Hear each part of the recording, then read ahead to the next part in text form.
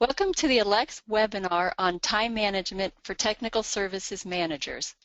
I'm Felicity Dykes, a member of the ALCTS Continuing Education Committee, and I will be your host for today's webinar.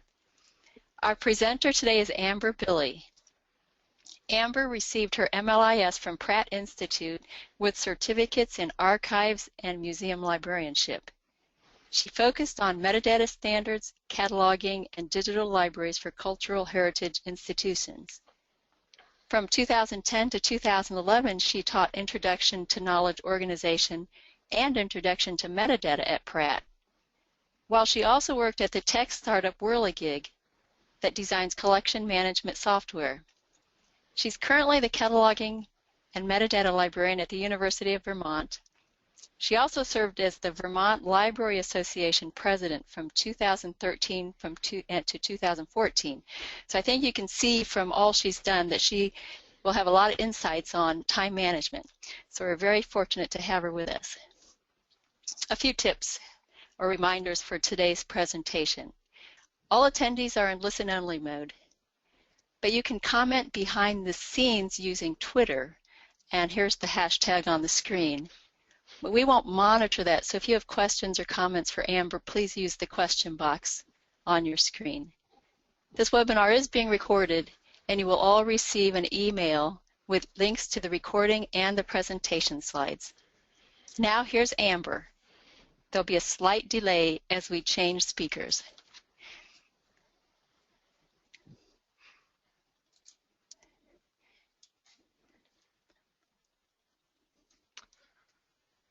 Thank you so much for that wonderful introduction, Felicity. And I want to thank ALCTS for choosing this very timely topic. So I'm here to talk with you today about time management for technical services managers. Should you want to continue the conversation after this webinar, feel free to follow up with me using my email address, or you can tweet directly at me at @justbilly using the hashtag ALCTSCE. So how did I get into time management? Well, I have a lot of roles.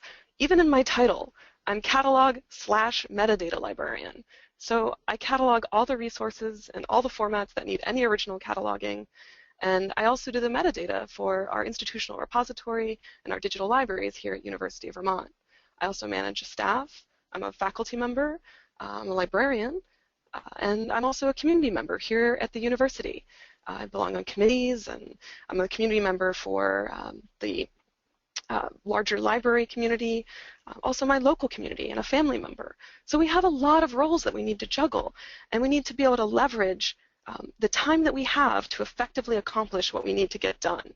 So today, we're going to talk about why time management, strategies for time management, tools for time management, ways that we can remain responsive and flexible when changes or sudden things arrive, and finally, how we can work to achieve life balance. So first, why time management for tech services? Well, we as tech services managers, we have a lot of roles. Our roles will change over time with new or changing technology or changing workflows. They merge and grow as staffing levels fluctuate, or even as vendors merge or products fluctuate even. So we need to know how to manage our time effectively. Then we can accomplish tasks to reach our goals and have more joy in our library workplace. So before we really get into this, I want to know a little bit more about you guys. We're going to start a poll where you could just point out which areas of technical services are you primarily responsible.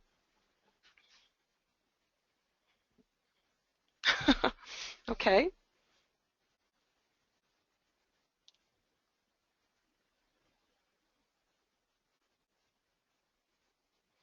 Great. I can see that we have a pretty good mix of folks, but a lot of people that are, focused on cataloging and metadata.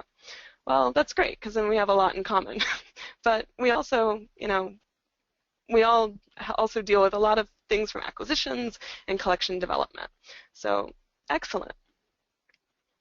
So today I distilled a lot of my inspiration, a lot of my research based on my own experience, but also these 5 texts. I highly recommend these texts.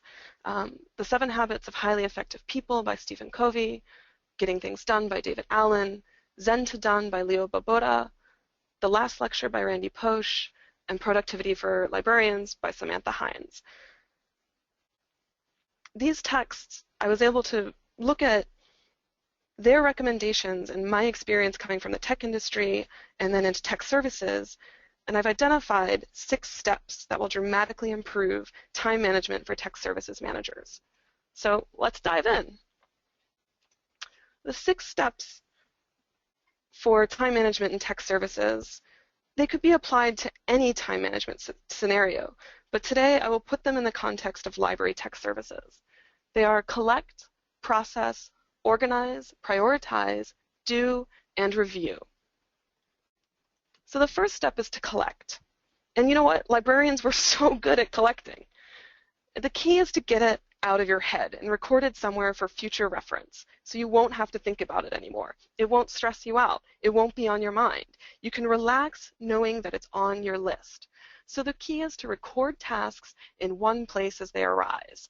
Use a notebook, a smartphone, anything. I like to use a little moleskin, one of those little moleskin notebooks. I just keep them in my pocket, and whenever something comes up, I just write it on my list. You could also use what's called a hipster PDA. What's a hipster PDA? Well, it's literally a stack of note cards with a paper clip. PDA is a kind of a joke on a personal digital assistant, and this is the hipster version of it. But it really works, just a place to write down things as they arise. The next step is to process. Now, you want to follow the rule with process. If it takes less than 2 minutes, do it right away. As things come into your inbox or as things come into your wheelhouse, if they take less than 2 minutes, do it right away. If not, then it goes on the list of things to do. You can schedule it for another time. You can put it aside to be sorted for prioritization. But again, if it takes less than 2 minutes, do it right away. If not, it goes on the list of things to do. The next step is to organize. Now, this is great for us because tech services librarians, we're really good at organizing. This is what we do. So we want to define the various roles and projects that you have on your plate. So I showed you some of the roles that I have. Take a moment and think about your roles. What different things do you have on your plate? What projects do you have going on? Once you've defined your roles, then you want to make sure that you have a place for everything. A place could be a physical folder for your different roles or your different projects. They could be virtual folders or folders in your email. Just making sure that you have a place for everything will help you organize. Next, your calendar is your best friend. It is your tool that will help you stay on top of your meetings, your events, your deadlines, your reminders, your milestones. So use a calendar that works best for you. If you use a calendar app, set alerts and share it with your colleagues so you can effectively communicate where you're going to be and what needs to get done. The final point here is create what's called a tickler file. This comes from David Allen and Getting Things Done. This could be a virtual file or an actual file of things that require your attention at some future point. Perhaps annual subscriptions or quarterly tasks or monthly statistics, things that need to happen. So you put them in this folder and set a reminder in your calendar to review your tickler file when it's time to address the things in that file. It's really handy. Once you put the things in the file, you don't have to think about it until you're reminded to think about it. So here's an example of my hipster PDA. Here you can see the various roles that I've got defined, and I've identified a couple tasks that I need to accomplish this week for that role. Another way you could organize this information is on a whiteboard. Here's an example of my whiteboard. It's organized into areas of concern with various projects or tasks that need to be accomplished in that area. I like to use Post-its because when you reorganize the list, you can reorganize the list without losing track of projects or tasks. The fourth step is to prioritize. Now, I apply 2 different methods for prioritization, and I think they will be particularly useful for technical services. The first is contextual decision making, and the second is principled prioritization. Contextual decision making is a concept that I sort of came together while working on, while trying to decide how to prioritize my cataloging to address backlogs, to address incoming resources, and because I have to catalog all the different kinds of resources that come into the university, I really needed to make some ways to prioritize and make decisions. So I decided to do this on a contextual basis, looking at the needs of users, the needs of librarians, resource type, length of time in the backlog, and then what's fun. So if we look at the needs of users, these may be items that are requested by users, or items that belong to a highly circulated collection, or items that belong to any field of study or interest that's strong in your institution. You might want to catalog these before other things. You have the needs of librarians that you need to consider. So these might be what kinds of certain resources need to be cataloged, if there's particular information that need to go into those records, and if librarians may also want to know when things are being cataloged so they can inform their patrons. And then you want to think about resource type. This is primarily concerns with the format and how it needs to be accessed. So, if you just recently acquired a new electronic resource, there's a subscription factor and a payment factor with that. So you may want to prioritize that and make sure that gets into the catalog in a timely manner. And then there's literally just the length of time that something's been in the backlog. The longer that it's been in that backlog, more likely that it's already in OCLC, and you can probably quickly find a record and get that thing through to end processing. And then there's the fun factor. It's sort of hard to deny that catalogers will process enjoyable material more quickly than some other material. I oddly really like cataloging DVDs, so I tend to really burn through those, much to the thankfulness of my media department. So that's sort of my matrix for contextual decision making. But there's also what Eisenhower, literally Eisenhower, and Covey have described as principled prioritization. And principled prioritization looks at balancing importance and urgency. Eisenhower introduced this idea, however, it was very popularized by Covey. So here's an example of Covey's matrix for principled prioritization. And here we look at importance and urgency in this quadrant. And if you look at importance and if something is important and urgent, this is the quadrant of necessity. These are things that we manage. These are things that we have to manage when they're coming to us. So they're deadline driven. These may be crises. They may be pressing problems. These are things that we can't ignore, that have to be addressed. And then we have the second quadrant, which is the quadrant of quality and leadership. And that is what's important, but not necessarily urgent. It requires our focus. These are, maybe our preparation or planning or strategic planning, things like that. These are things that we hope to get to and are incredibly important, but often we're too consumed by what's important and urgent. So it's a matter of figuring out how to find a balance. So the third and fourth quadrants, the not important and urgent, these are things that maybe we need to either delegate or avoid. So things like some phone calls or interruptions or meetings that are, you have to go to the meetings, but perhaps they're not important, so maybe you can delegate these tasks. And then we have quadrant 4, which is not urgent and not important. And this is what you really want to avoid. So, not checking your Facebook and not looking at that BuzzFeed article or those listicles or whatever. These are those time wasters and escape activities that you really want to try and avoid. Well, how can we take Covey's principled prioritization matrix and apply it to technical services? Well, I've retooled Covey's matrix. And so here you can see, instead of it being urgent, a lot of the things we do are sort of deadline driven. So I say if it's important and due soon or important and not due soon. So I can take all those tasks that I had in my hipster PDA or on my whiteboard and I can reorganize them in this list to help me identify what needs to get done soon. So in the in the important and due soon, my ALCTS presentation, that was a really important thing that was deadline driven that I had to get done this week. So I made sure that it was on the top of my list and I made sure that it got done. And the other things are, things that you can look at, and maybe they can be delegated or put off to another time or scheduled for intense concentration. So looking at these tools for determining prioritization can be really helpful and insightful to help you determine what to do first. But that gets us to the fifth step, doing. That's what we're really trying to do. I really recommend creating a weekly to-do list. Every Monday, take 30 minutes to review the past week. Look at your goals, your monthly or quarterly goals, and plan the week ahead.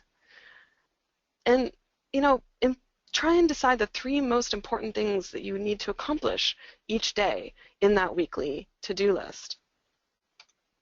Here's an example of Covey's weekly task organizer. As I was preparing for this, this webinar, I came across this tool and I've been using it for several months now, and I find it so invaluable. Where on the left column, you can see you define your different roles and you identify a couple things that you really need to get done that week, and then you can schedule out your week, identifying when you need to do things and schedule it out and really have a sense of what you can do with your time. And what this allows for is for you to focus on those big goals, but leaving time for the things that might come in unexpectedly, that rush book that needs to get cataloged, that new acquisition that needs to be purchased, those meetings that have to be scheduled, out of nowhere. It allows for some flexibility. And so here are some practical tips for doing things. So I mentioned earlier to schedule your day. Take a moment, 5 or 10 minutes when you arrive at work to think about your day. Look at the goals you hope to accomplish for each of your roles or projects, and then determine the 3 or 4, or 1 or 2 important things you need to accomplish that day. The idea is that these will be some of the goals that you hope to accomplish that week, but also, like I said, leave room for other issues as they arrive. When you're set in those tasks, I recommend using what's called a Pomodoro technique. This is where you set a timer for a specific period of time, and when the timer goes off, you can take a short break. This allows you to focus, because honestly, multitasking is a lie. No one can really multitask, especially with the kind of work that we do. We have to be able to have set times where we can focus to accomplish our tasks. And the Pomodoro technique allows you to set a timer for 25 minutes, focus on your task. When the timer goes off, you take a short break, you come back refreshed, and you can go back to work again for another 25 minutes. And I cannot stress enough the need for breaks. Breaks allow you to get away and come back refreshed. I've worked in environments where the entire staff takes a break at 10:30. Now, that's not always practical, but it is really nice. It's a time where you can get together as a group and have a cup of tea, have a cup of coffee, and get to know each other. If you can't do all of that as a unit, as a team, then setting those breaks for yourself are those rewards so that you can come back refreshed. And here are some more practical tips for getting able to get things done. This is a really practical one. Get 2 monitors, literally. It helps tremendously. It improves functionality and efficiency. I should have had a poll, like how many of you out there have 2 monitors? Because I'm seeing it increasingly. Like it's especially for cataloging. I find it so important to be able to have my record open in one screen and my reference materials on the other screen, my email in the background, and I'm able to focus and concentrate without having to flip too much between like desktops and things like that. The second is wear headphones. It's really that simple. Headphones allow for privacy and for focus. So even if you're not listening to music, people are most likely going to leave you alone if you're wearing headphones. It's not always the case, but often I find that people will walk by my office if I've got my headphones on. And then the third thing that I'd recommend, and this is perhaps the hardest for a lot of folks, is to try and keep your desk clear and your office clean. What this allows is for easy filing in those folders that I talked about earlier. It allows for focused prioritization. As items come in, either they get filed, or they move on, or they move out of my desk. I like to say the books come in, the books go out. I mean, it's a lot more than books now, but they come into my office and they go out of my office. So here's what my office looks like. You can see my 2 screens right there. It's kind of odd. I'm sitting in it right now, and I'm looking at it on the screen. But here you can see my headphones and my 2 screens, and I try and keep my desk fairly clear so that as items come in, there's really no place for them to go. They either have to go into my filing cabinet or out of my office. It works really quite well. The 6th step of my 6-step program for time management for technical services is to review. This is the most important step. Those weekly tasks should strive to meet quarterly goals, and those quarterly goals are tied to those annual initiatives or those strategic planning cycles. So you want to review weekly. Look at the week prior and the week ahead. And if you're on the quarterly or monthly schedule, review those goals quarterly, monthly to make sure that your weekly tasks are matching up with those quarterly goals. An annual review is always an excellent exercise to look at what you've accomplished throughout the year and what can be done in the year ahead.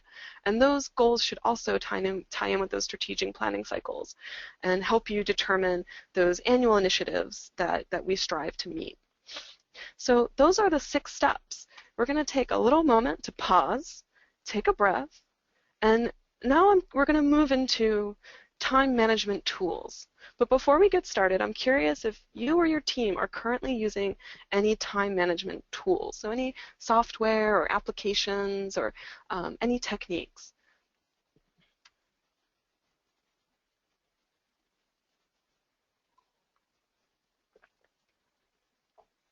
Okay, I see a lot. I see it's like almost half and half, almost.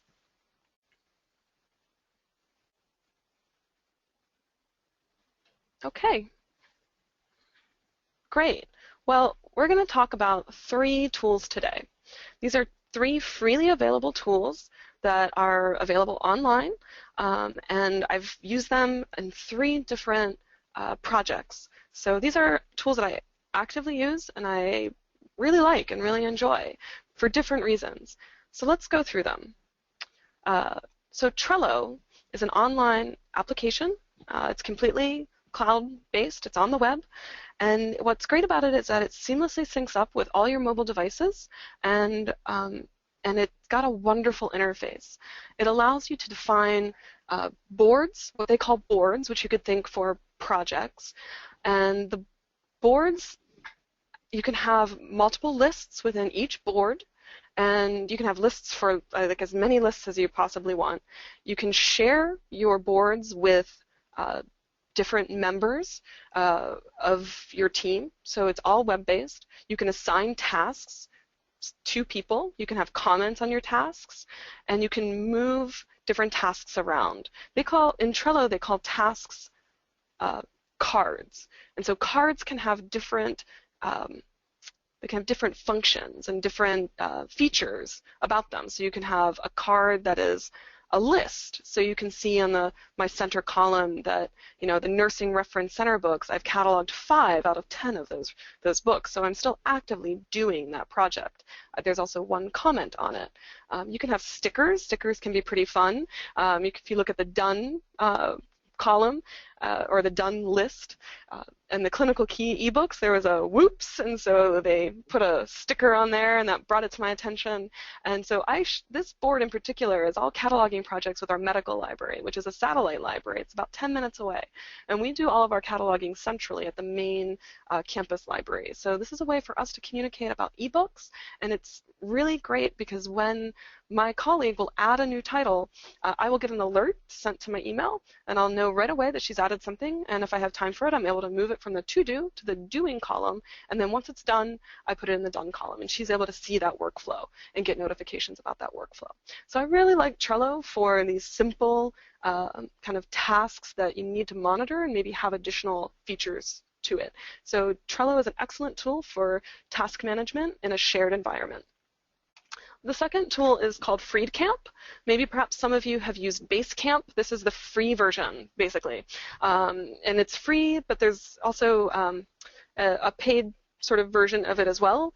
Trello has this, actually all of these applications, there's like a paid upgrade version, but all of these have a free level. If you need advanced features, then you can pay for upgrades.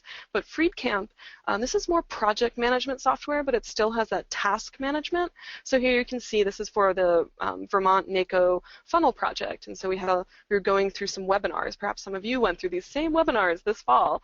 And we had the to-dos and we had different discussions and we set milestones that were, the milestones were tied to specific dates and we were able to share files, and it was a really great way for, about 7 different librarians across the state of Vermont to be able to have a central location to talk about this. So Freedcamp was a really great tool. I found the interface, honestly, a little bit clunky, but it's free, and that was, free is, good for libraries. We like free. The third tool is Asana. Asana, I've been using this for our Vermont Library Conference Committee, and it's been pretty good. The interface is really beautiful. It's more of that same style, project management style like Freedcamp, where you can have team conversations, you can have a calendar, and you have your to-do lists that can be tied to your calendar, and you also have, you can have files and attachments, and then you have your own profile where you can look at those different tasks. So far I really like it. It hasn't caught on with some of our other team members, so that's something to consider with these applications, is that it's a new tool to learn. So looking at the various functionalities of these different tools are really important in determining if it's necessary to implement them. So what are your needs? What does the tool offer? And what kind of learning curve does it have to make sure that it will actually be successful in being fully adopted to your institution? So those were a couple tools that I really have liked. Next, we're going to talk about how we can stay responsive and flexible. So staying responsive and flexible, I really come at it from a mindfulness-based practice. And mindfulness is really that consciously and unjudgmentally staying in the present moment and being present. So I like to say that I'm going to go through 3 sayings, and I say that these are 3 sayings for keeping it together and being on top of it, all while staying cool. So the first saying is called balance the 2 efforts. This is where we balance going somewhere with being somewhere. Now, I know this is getting a little existential, but it really is simple. In order to get somewhere, we first have to be right where we are. We can't be just constantly thinking of the future. And that's why I stress that taking that moment when you first get in to just sit and think about what you need to get done in that moment so that you can effectively move through your week. Michael Carroll, he writes, "Our efforts to get somewhere, whether in our career or in our life, depend on being somewhere first, letting go of our fears, our desires, habits, and routines, and trusting ourselves fully in the present moment." And this goes back to, not being able to multitask, right? We have to, if we want to be fully in the present moment, that means that multitasking is a lie. And David Allen, who wrote Getting Things Done, really supports this idea of being present and being in the moment in order to fully focus on the task at hand so that you can accomplish what needs to get done. The second saying that I say a lot to myself is that work is a mess. But when it's a mess, that's an opportunity. So Sun Tzu in The Art of War, he writes, "When in battle, use the orthodox to engage, but use the extraordinary to attain victory." Now, that's in a war environment. We're not at war here in libraries. Michael Carroll interprets this in a workplace environment. When at work, use established routines to pursue objectives. Use messiness and surprise to innovate and succeed. So in tech services, we have a lot of established routines. We have rules, so many best practices. that we are able to just pursue our objectives on a daily basis. But it's when things change, when OCLC decides to create a new platform, or suddenly change their services, or when your YBB profile suddenly needs to be tweaked because you realize that you're getting too many CIP records, or you suddenly need to, or vendors merge, or can you tell I'm a cataloger? Yeah. So it's those moments when you can use that messiness to innovate and succeed and move your job in a direction that will be more effective and more successful. The final saying that I remind myself is to be kind to yourself. Lighten up, slow down, and treat yourself decently. This could be in simple ways, like take a break, have a cup of coffee, have some tea, take a walk. Today is the first beautiful day of spring here in Vermont. The leaves have finally budded. Probably after this webinar, I'm going to go take a walk and have a Ben & Jerry's ice cream cone. I'm really looking forward to that. Just take a moment and relax in that moment and be kind to yourself.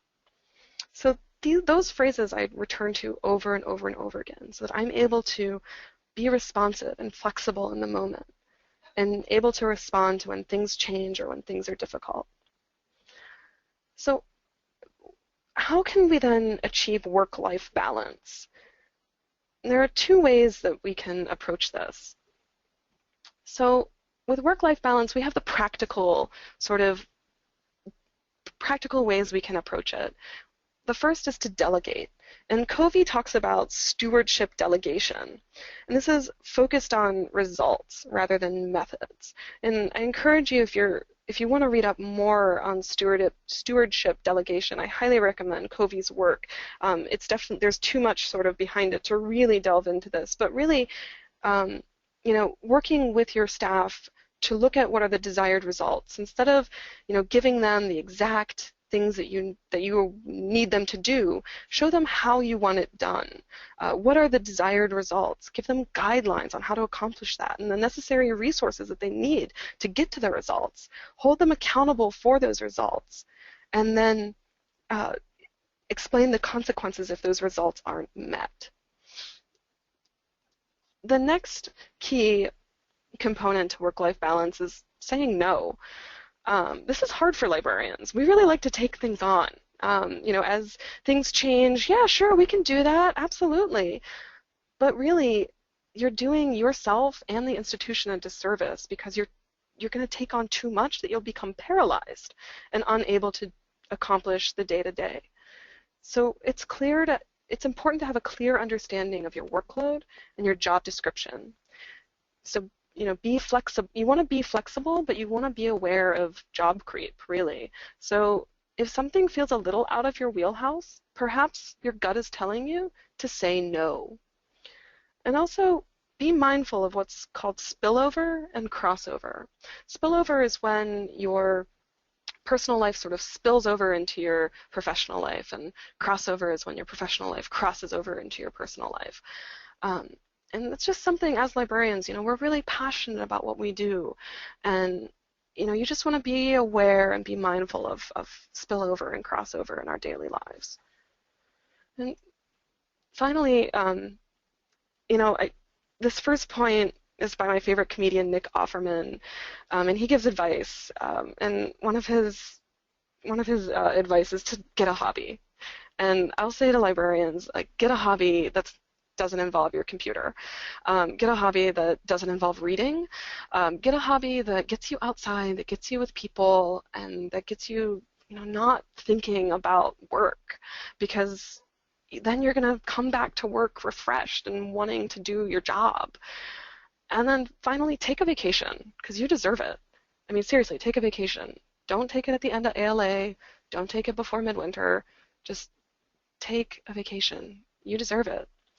What I like to remind myself, too, is that we work in a library. Right across from me right now is a medical hospital. We have a medical hospital as part of our research university here. And I kind of take some comfort in knowing that I'm not doing brain surgery as my job, that I work in a library, and when the day is done, the work will still be there, and that I can come back to it tomorrow, and that's okay. So in summary, these 6 steps that I've kind of outlined today of collect, process, organize, prioritize, do, review, they could be applied to any aspect of our life. But applying them to our work as technical services managers will allow us to prioritize and accomplish our goals and to meet those strategic visions so that we can have a more balanced life with our work and find joy in what we do. So I recommend to try something new, try out these techniques that I've outlined for you today, and don't forget to just stop and breathe every once in a while. It's springtime, so stop, smell those roses, and take the time out that you deserve so that you can get your things done. And I've got additional resources, some links to some things that I mentioned today, those forms that I showed you, also some videos and things like that. So here's a link to that. This will be a live link on the slide deck. And thanks. That's my puppy. She's great. Her name is Rebel. Thank you so much. It was my pleasure to talk with you today about something that I find very interesting and very important with the work that we do. So thank you. And I'll take any questions. Thank you, Amber.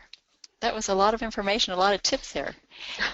Everyone, if you have questions or comments for Amber, please type them into the question box, and I will pass them on to Amber. But to get us started, Amber, can you talk about a point in your life when you had too much to do, and how did you start to, or you felt overwhelmed by all the things, and how did you switch from that to your new mode of time management? Were there some particular things you started with? Yeah, I mean, I think that how I really got into time management was probably about a year ago when we had a pretty big shakeup in my department where we lost a faculty member very suddenly, and we also had a number of retirements. So I was sort of put more in a management position, and then we also had a lot of work that needed to be reviewed. And so I used to just keep to-do lists. I'd come in, look at my to-do list, what needed to get done. Then suddenly my to-do list just grew and grew and grew and grew. And so I had to start thinking about how to organize that to-do list and how to prioritize what needed to get done. So that's where I started to investigate these sort of more formal techniques. And when I started reading these books, I realized that these were things that we kind of already do as librarians, collecting, organizing, putting labels on things, prioritizing. These are things that we're really good at. And it was kind of amazing how it just clicked. And, just implementing a couple little tools like Covey's calendar tool, and just creating that, that collection device, so having that notebook on me at all times, just really allowed me to relax and know that I didn't have to keep it all in my head or all on one list, that there was a method, and if applied correctly, I would be able to get things done. Yeah. So it was really out of a sudden change, and so going back to that work is a mess, out of that sudden change in staffing, really forced me to think about how to prioritize time. Okay. I have a comment here. Will you put the slide back up that listed the resources you suggest reading? And just a reminder to everybody that you'll be getting copies of the slides, so you'll have that there. I will have to, there we go. So it's bit.ly/ALCTS_TM, TM for time management. Okay. Now here's another question for you. How hard is it for you to prioritize your list when new things happen first thing in the morning? This person writes daily to-do lists on a large index cards. Sometimes she just has to throw the list out the window when things pop up and then add them to the list the next day. So it sounds like a person who has to keep juggling that to-do list to fit in new things. Wow, that can be tough. Well, I mean, this is where I think this is where scheduling could really help. If you block out that time, when you get in, literally block it out on your calendar, and you won't do not interrupt me when I get in. And so you can sort of look and see what needs to be addressed. And so you were able to prioritize your day. Now, if as things come in, yeah, I experience that as well. I think I've got a plan, and then oops, like 5 rush books come in, and I got to catalog them. Unfortunately, with our work, sometimes, and that's where, this isn't brain surgery. This isn't, it can wait until tomorrow unless it's something that's really deadline driven. And then it's looking at that prioritization and looking at your scheduling to determine when you can set aside time and really have that focused effort to accomplish that deadline driven task. But yeah, it can be really tough. And if things are really overwhelming, that's when maybe you need to start looking at prioritization and maybe leverage Covey's prioritization quadrant and see if there's anything you can delegate. Okay. Speaking of the lists, now collect was step 1 and organize was step 3. But as you're collecting and making your list, are you organizing them at that time, or are you just writing everything down and then saving that to a list step?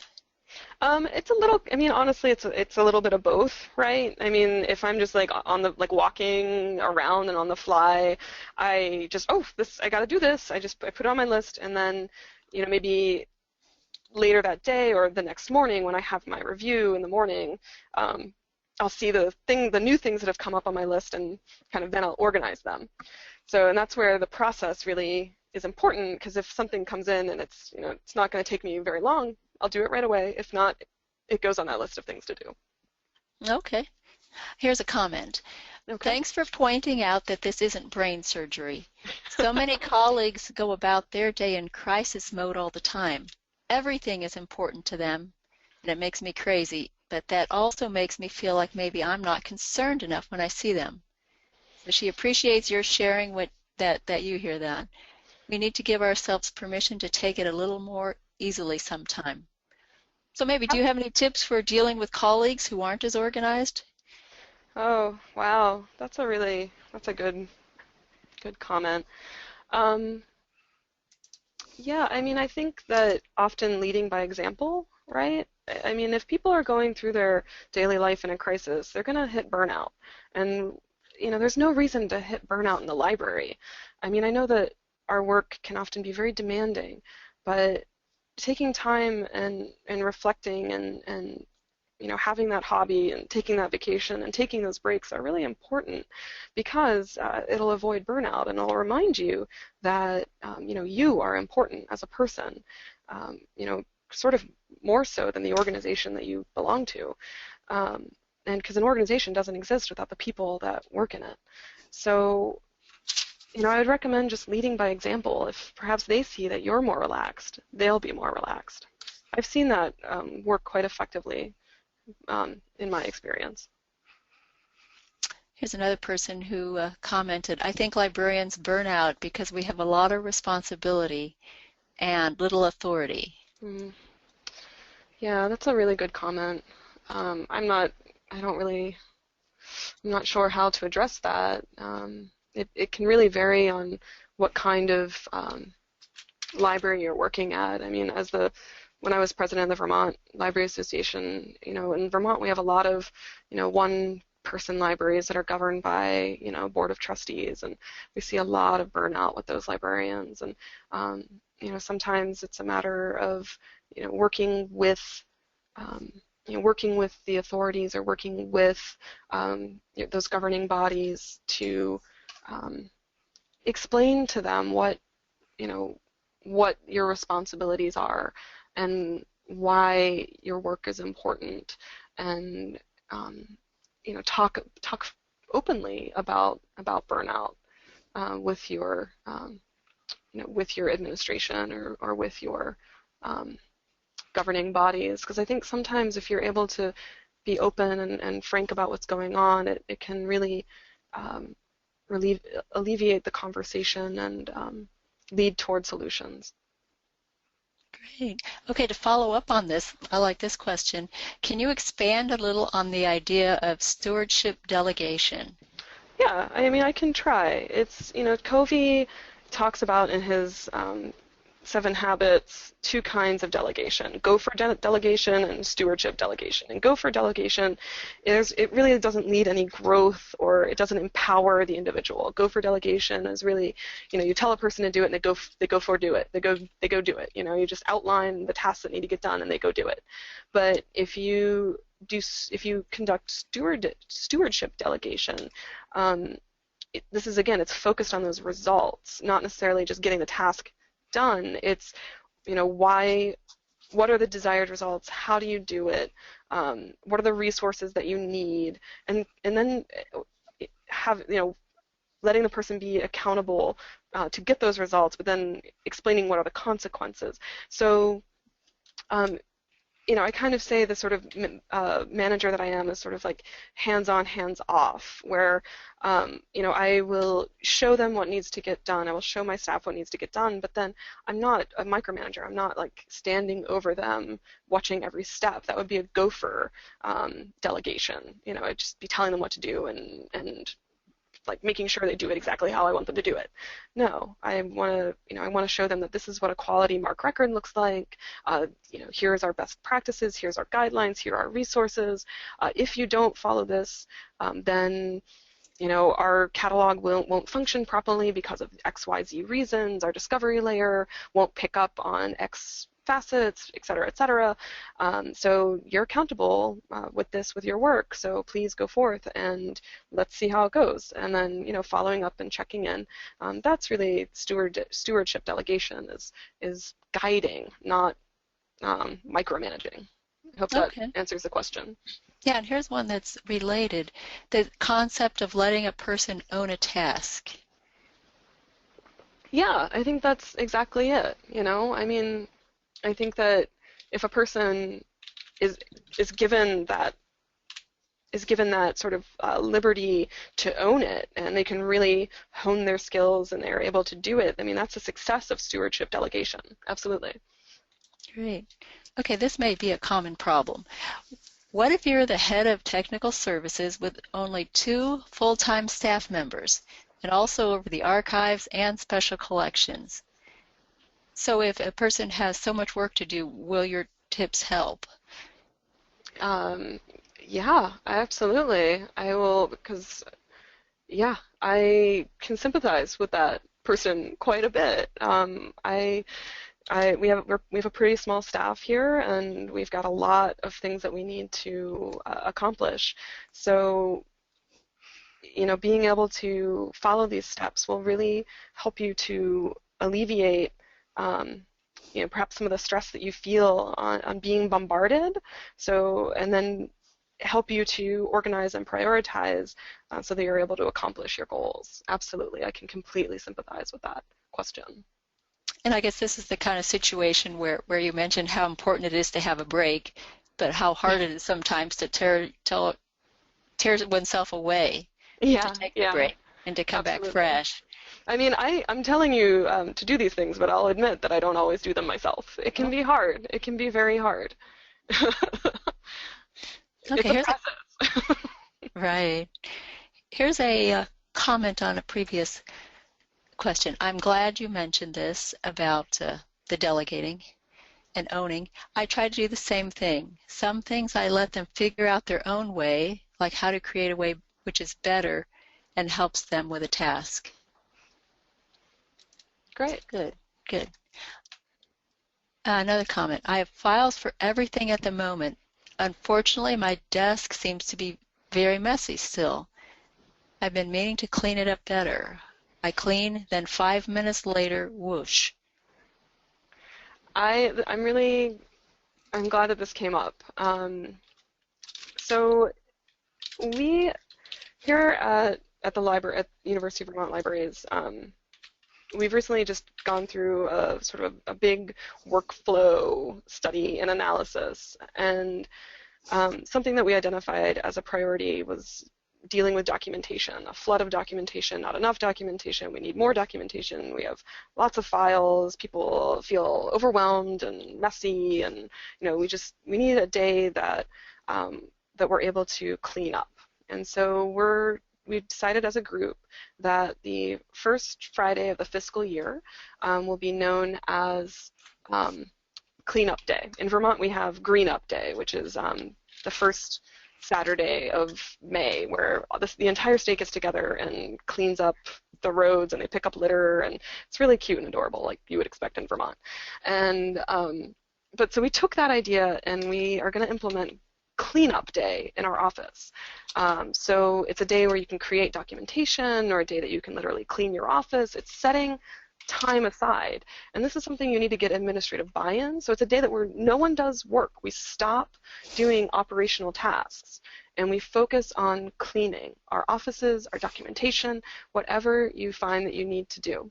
And so I really would recommend designating time and space to file your things away and put things away, because you're just gonna waste time in that sort of mess, honestly, if you can't find your files, if you can't find what you're looking for when you need to deal with it. So I would recommend setting some time aside to clean your office, and maybe you do that on a weekly basis instead of annual or monthly. So yeah. On one of the charts, you indicated that emails and some of these things might be not urgent, low priority. So do you have tips for setting boundaries so that you're not getting bombarded by these interruptions, emails, phone calls? Sorry about that. I don't. That's a really great question. I try to sort of not be a slave to my email. It can be really hard because often the work that we do sort of relies on notifications. Oh, this new thing, we received this new thing. Can you please do whatever you need to do with it? But that doesn't necessarily mean you need to drop everything and address that right away. So you can set time aside, like maybe you check your email right after you do your daily review. You come in the morning, you do your daily review, and then you check your email. And maybe you check your email again at lunch, and then you check your email again right before you leave. So maybe setting time just to check your email so that you're not feeling that pressure coming at you from all sides. I hope that. Okay. Very good. Now I'm wondering about if some of our attendees have tips. So if you even have a tip that you want to share, something you've learned, why don't you post it into the question box and we can share them with the group. And while that's happening, someone has asked about listservs. So this person is on the ALCTS listserv, AutoCAT, acquisitions. But are there listservs for technical services managers to share concerns and ideas that you know of? I'm afraid that I don't, and I'm not the biggest fan of listservs, I'll be honest. They're useful, but often they're really just time-consuming. So I really like to read blogs, and the individual who wrote Zen to Done has a really excellent blog. I'm afraid his name is escaping me right now. So I recommend that blog, but in the list of resources, I'll put down a couple other blogs that I really like, or some folks to follow on Twitter. So I don't know of any specific listservs, but blogs and some individuals who tweet are really probably where I would go to get some advice. Okay. Let me pause here. We still have a few minutes if someone else has a question or comment they want to make. Let me pause here and give you time.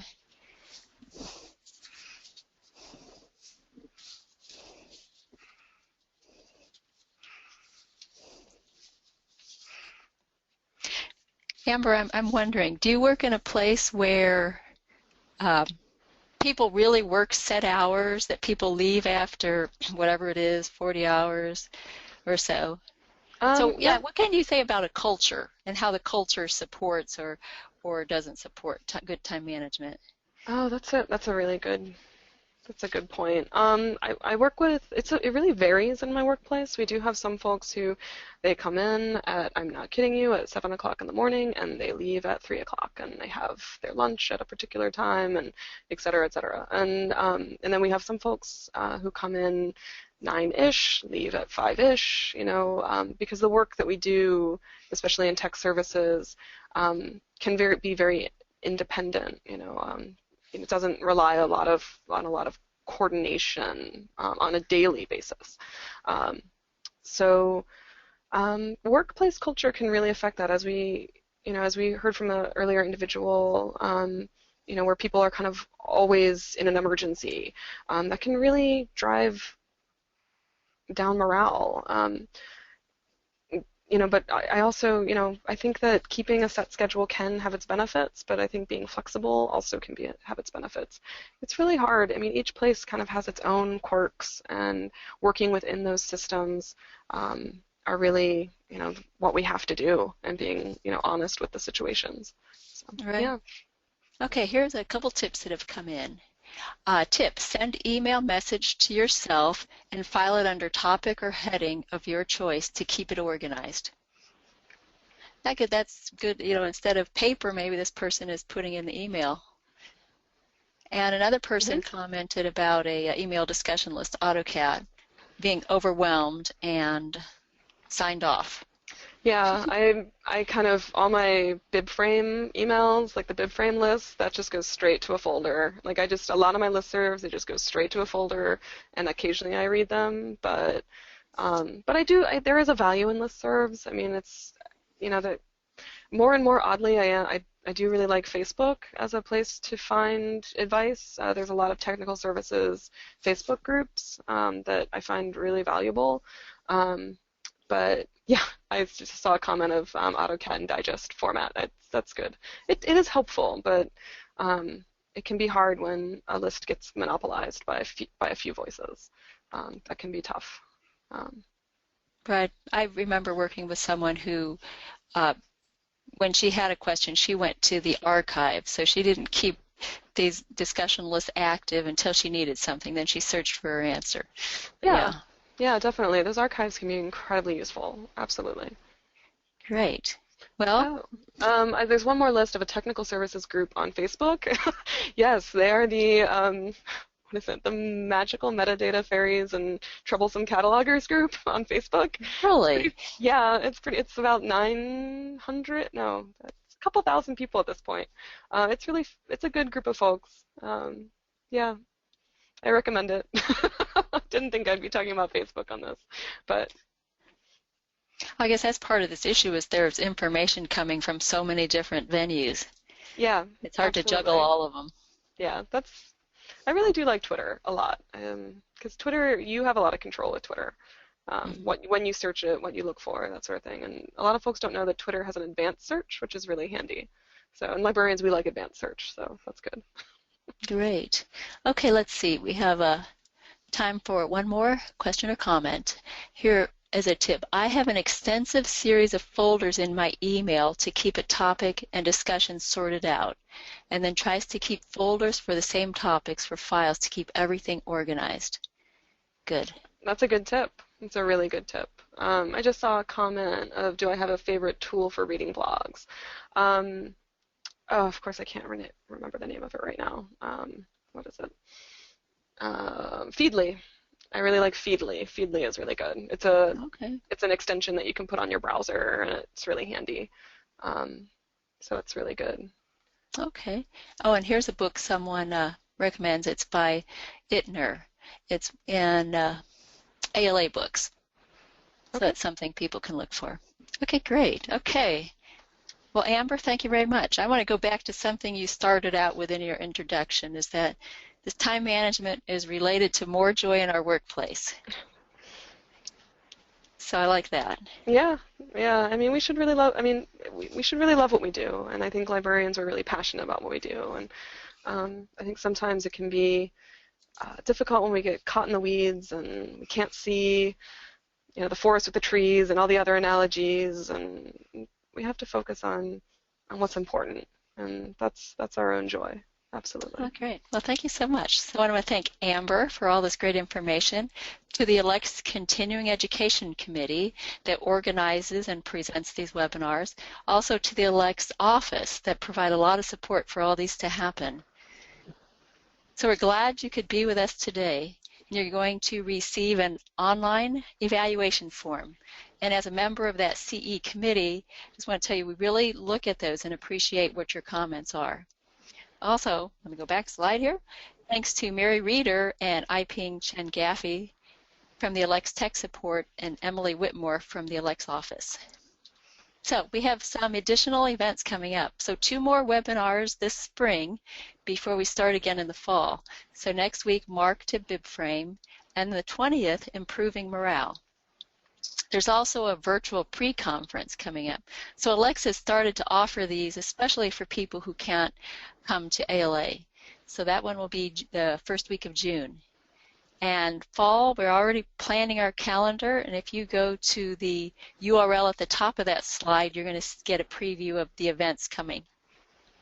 ALCTS also offers web courses, so those are 4 to 6 weeks on a variety of topics, and e-forums, 2 days, and so there's 2 interesting ones coming up. You just got your MLS, and the second one here is you're about to retire. So please go to the ALCTS website and you can find out more about those. Also, we're interested in your ideas too. There's a link to submit a proposal. So we hope you'll participate in other events coming up. So that concludes our session today. Thank you for joining us.